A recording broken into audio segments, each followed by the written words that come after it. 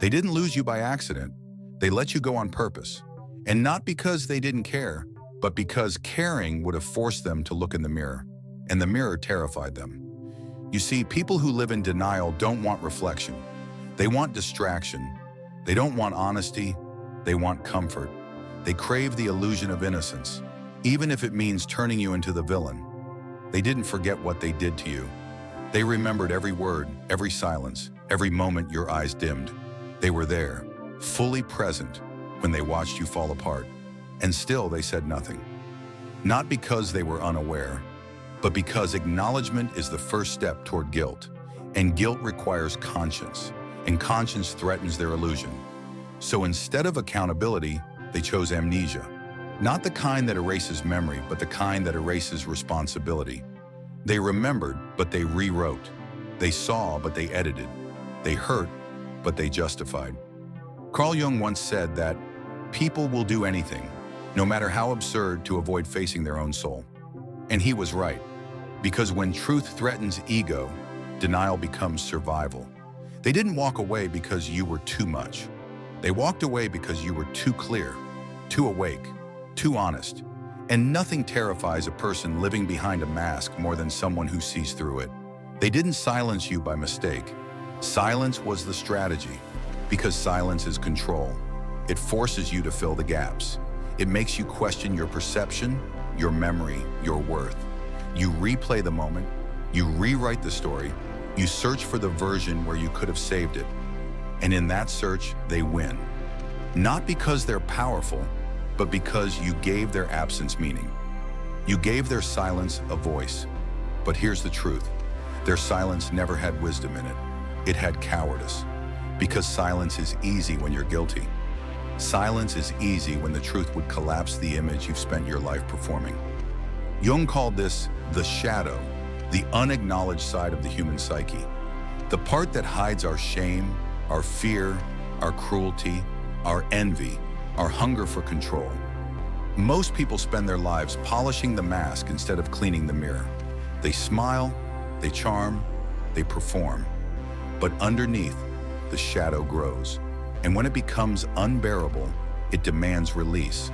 But instead of facing it, they find someone else to carry it. Someone safe, someone forgiving, someone like you. You became their mirror, their emotional landfill, their unconscious confessional. They didn't attack you for your flaws. They attacked you for your clarity, for your ability to feel deeply, for your unwillingness to wear the same mask. Because nothing provokes a fragmented person more than authenticity. It reminds them of what they lost and of who they will never become until they stop pretending. When they said, "You're too emotional," what they meant was, "You feel what I can't." When they said, "You're overreacting," what they meant was, "You're reacting to what I refuse to see." And when they said, "You misunderstood," what they meant was, "You saw too clearly, and that threatens me." You were never too much. You were just more than their mask could handle. So they projected, because projection is protection. They gave you their shame and called it yours. They handed you their guilt and named it your fault. They broke you, then blamed you for bleeding. And you believed them. Because people who love deeply assume others do too. But love isn't always the motive. Sometimes survival is. And survival at the expense of truth creates monsters that look like victims. There's a kind of person who never apologizes.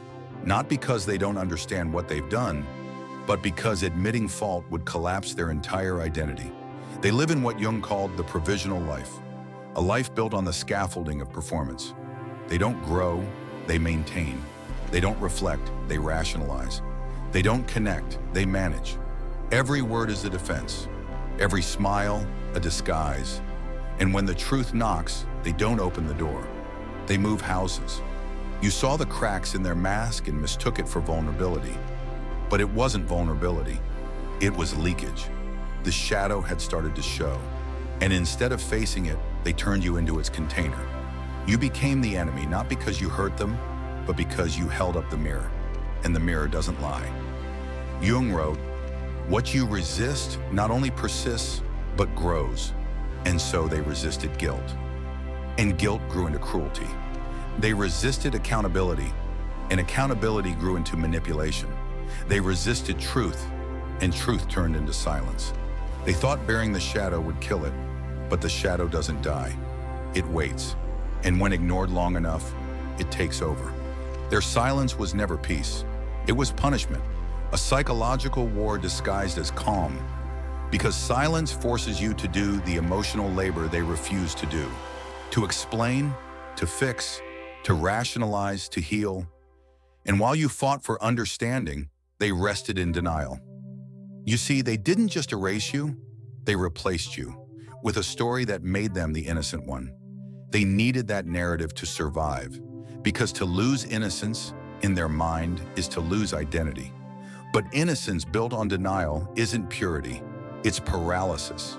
They live inside a fragile mirror. Every reflection must confirm their goodness.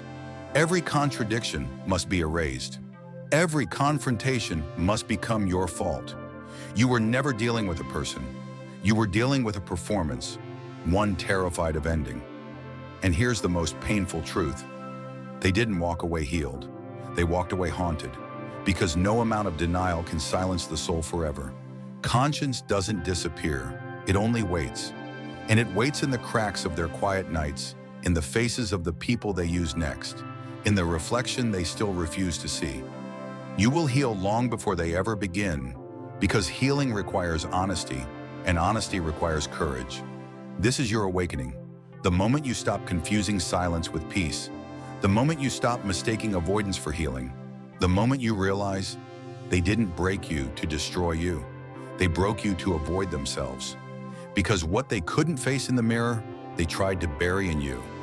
And now that you've risen, their reflection has nowhere left to hide. So breathe. You're not crazy, you're conscious, you're not broken. You're becoming whole.